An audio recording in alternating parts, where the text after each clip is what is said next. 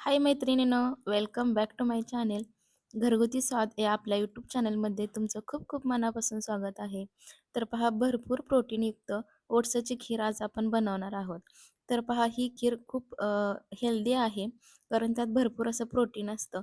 बघा, ज्यांना weight loss करायचं आहे त्यांनी सकाळच्या नाश्त्यामध्ये किंवा संध्याकाळच्या जेवणामध्ये किंवा जेवण स्किप करून फक्त ही एक वाटी ओट्सची खीर खाल्ली तरी चालते. कारण ओट्समध्ये काय होतं की ओट्समुळे आपल्याला जास्त भूक लागत नाही.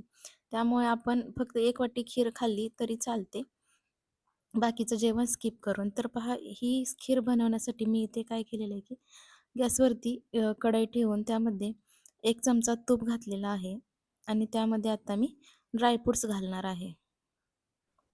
इथे मी फक्त बदामाचा वापर केलेला आहे. तुम्ही काजू किंवा इतर ड्रायफ्रूटचा सुद्धा वापर करू शकता. तर पहा, मी इथे ड्रायफ्रुट्स आता छान असं तुपामध्ये परतून घेते थोडा वेळ. तर पहा, ड्रायफ्रुट्स परतून घेतल्यामुळे काय होते की ते कुरकुरीत होतात आणि खिरीमध्ये आपल्याला छान असं ते दाताखाली आल्यानंतर कुरकुरीत लागतात. तर पहा, इथे माझे बदाम परतून झालेले आहेत. आता आपण हे काढून घेऊयात. त्यानंतर आता त्याच राहिलेल्या तुपामध्ये 2 चमचे ओट्स मी परतणार आहे. बघा, मंद आचेवरती छान असे आपल्याला ओट्स थोडा वेळ छान असे परतून घ्यायचे आहेत. ओट्स परतल्यामुळे काय होते की किंवा भाजल्यामुळे खिरीला छान अशी टेस्ट येते. तर पहा, आता भाजून झालेले आहेत थोडा वेळ. आता मी यामध्ये 1.5 वाटी दूध घालणार आहे. त्यानंतर 1 चमचा साखर घालणार आहे. तुम्हाला जर जास्त गोड आवडत असेल तर तुम्ही जास्त साखर घालू शकता. पण मी इथे 1 चमचा साखर घातलेली आहे.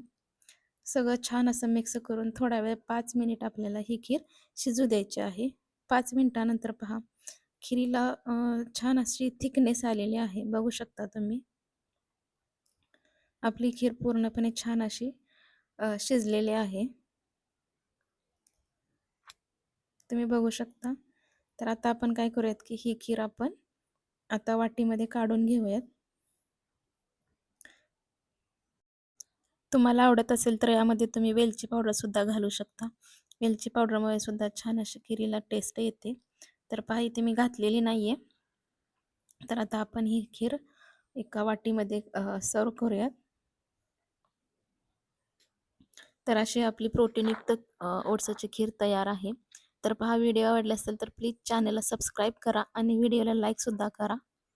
Thank you.